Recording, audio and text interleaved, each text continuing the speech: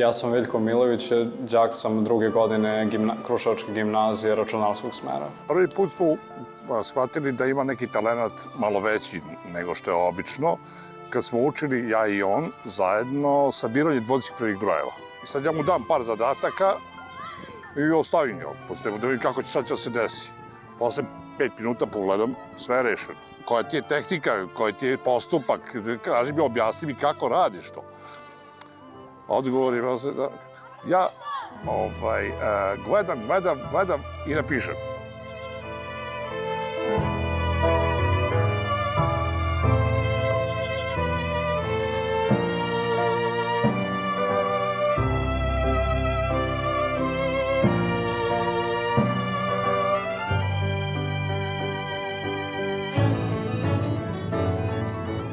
On i ja smo se puno družili jer je ostvarivao izuzetne rezultate na takmičenjima iz informatike. Često smo se vozili u nekim neprikladnim prevoznim sredstvima i on je to uvek podnosio sa osmehom jer je težio da sve ono ometajuće prevaziđe, nije mu bilo bitno, nije dozvoljavao da ga ništa ometa u cilju koji je zacrtao.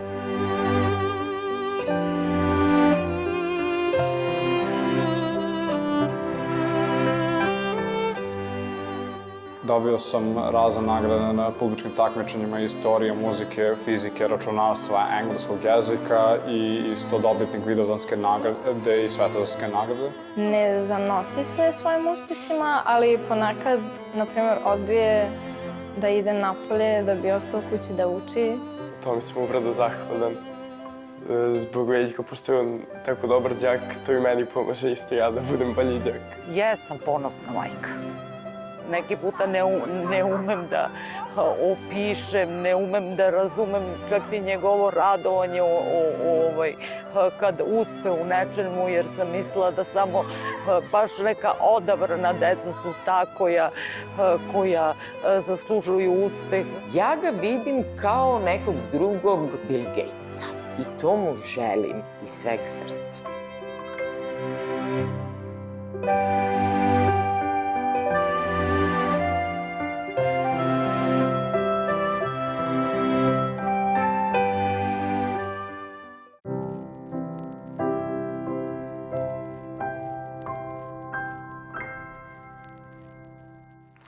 Bravo, bravo, Veljko, zdravo Veljko. Vidjeli smo se danas kad ste došli na snimanje i ispričali smo se i baš se ponosim, ja sam iz tog kraja, ti si Kruševljani. I onako, baš sam setio u školu kad sam svaki dan išao, u pedagošku školu sam tamo išao 3. i 4. godinu, to jest posle ona 2 razreda i uvek sam često prolazio pored crkve. Tako je, pored crkve Lazarice, pa vidjeh tamo i vidjeh i tebe, bravo. I to je još lepo, eto, lepo je, vidite, mlad momak, jako talentovan, pametan. Ja sad kad bi počeo čitam ovde, tu bi svašta ima, svašta. Takmičenje iz engleskog jezika, fizika, 2021, karate, to je, a ko je karate? Marija, ti si karate? A ja sam uzeo tvoje da čitam. Čekajte polako, idemo redom iz početka. Aplauz za mene, bre. Ovako, Mariju ćemo posle da predstavimo. Sad ćete vidjeti zašto je ona ovde. Dakle, ovako idemo prvo Veljko Milović. Reče malo pre 2. godine gimnazije, republička takmičenja, pazi ovo, 2 nagrade, svire gitaru. Bravo. Muzika je vrlo važan element razvoja jednog i obrazovanja jednog čoveka. Ko ne zna da svira, može i da peva. Idemo dalje. Učešće na republičkom iz programiranja. Prva nagrada okružno takmičenje iz matematike. Polufinale, hipo. Šta je to hipo? Šta je ovo sa 2P? Izvini, evo. To je međunarodno takmičenje iz engleskog koje se održava svake godine u Italiji. Aha, to sad ovo što treba da idete? Da. Polako, sad ćemo mi to da rešimo. Onda programiranje je neka nagrada, pa matematika, pa fizika, pa matematika, pa... To je sve bilo, bre, 4. razred. Ovdje ima i 7. razred, pa 8. razred, pa 1. godina, opet fizika, računarstvo, olimpijada, teorija muzike, matematika. Pa kad si sve ovo stigao, molim te? U slobodno vreme.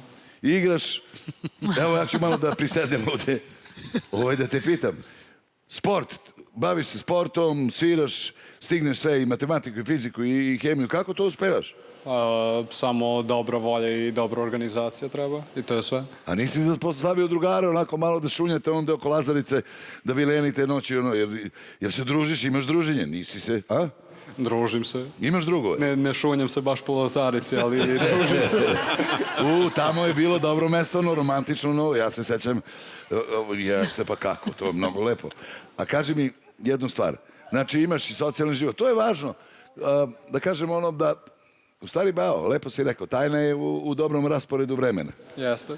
Bravo, sad dajte mikrofon tamo kod tvoje drugarice.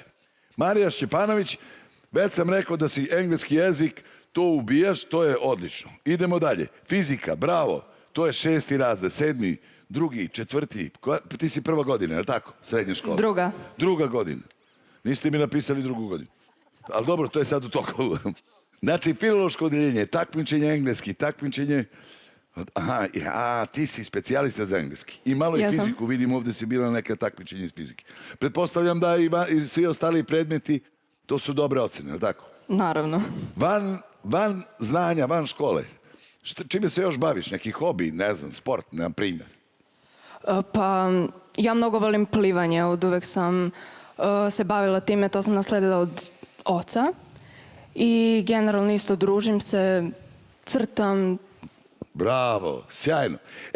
Znate šta, mi sa ponosom predstavljamo ovako sjajne đake i sjajne, onako posebne koji svojim zalaganjem i svojim ponašanjem zaista mogu da budu primjer svima. Ne samo mladima, nego evo, kroz neku mudrost koju reče Veljko i nama starima. Rasporedite svoje vreme, pa ispunite svoj dan i dane i mjesece na pametan način. Nemoj da bacite vreme na gluposti i na tupave priče, je li tako? To je najgore, to je bačeno vreme. Sad da se vratimo na znanje. Mi, kao što znate, fondacija Nikad nije kasno se bavi na neki način pomaganjem. Nije to pomaganje. Ja bih pre rekao nagrađivanje. Dakle, mi nagrađujemo dobre đake. I kad smo pitali ovo društvo, to kad sam ja Veljka, kad smo se čuli, rekao Veljko, kako bi mi imamo neke budžete koji nisu sada u ovom trenutku veliki, a treba da rasporedimo na mnogo njih koji zaslužuju. I onda se ispostavilo da vas dvoje sad, to jest Veljko ide na takmičenje jedno međunarodno, ispričaj Veljko, iz engleskog, je li tako? To je u stvari bilo. Nije, treba da bude. Jeste, I znate šta mi je rekao Veljko? Kaže, znate šta, put je u Italiju, pa znate, tu ima troškovi puta, pa troškovi smeštaja i tako dalje. Ali rekao, pa nema, evo ja, koliko date meni, ja ću moju nagradu podeliti sa mojom drugaricom koja ide sam. I to je bilo sjajno. Znači, jedan divan gest, ja sam onda rekao ne, nego će ti da dovedeš i tvoju drugaricu, pa ćemo mi da pratimo putovanje i sve troškove puta i hotela, gde se Italija za to takmičenje da odete zajedno i nešto ćemo damo i za džeparac. Tako je, ne nešto veliko, da se tamo ne bahatite, ali kad odeš u Italiju pa će vidjeti, to je Venecija, pa to skupo tamo u Veneciji, parking košta, to je katastrofa, ne možeš da priđeš nigde.